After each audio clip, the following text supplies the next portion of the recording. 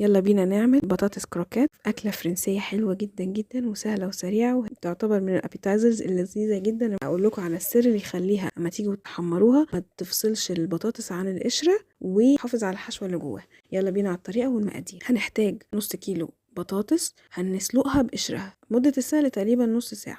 هنبدأ نقشر البطاطس ونحطها في بولة ونهرسها كويس، ونحط عليها شوية توابل: ملح، فلفل، بابريكا، توم باودر وبصل باودر.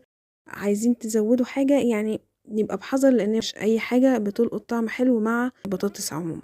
نفضل نعجن فيها لغاية اما التوابل تدوب تماما في البطاطس. شايفين بقى العجينة ما بتلزقش في الايد ازاي؟ ده عشان احنا سلقناها بقشرها. هنبدأ نشكلها بقى كور. انا كنت حاشيها جبنه موتزاريلا، ممكن تحطوا لها لحمه مفرومه، ممكن تحطوا لها كفته بتبقى طعمها حلو. شايفين هي ما بتلزقش خالص خالص في ايدي. اهم حاجه بس نعمل كفر كويس للموتزاريلا واللي جوه الحشو اللي جوه عموما. بعد ما اخلص الكميه كلها بتاعتي هدخلها في التلاجة نص ساعه، ممكن لغايه ساعتين. بعدين نحطها في البيض والبقسماط. هنحطها الاول في الدقيق ونعملها كفرج كويس من الدقيق، وبعد كده نحطها في البيض والبقسماط. اهم حاجه وانتوا جايين تحطوها في البقسماط تدكوها كده كويس بحيث ان البقسماط يلزق حلو قوي عليها.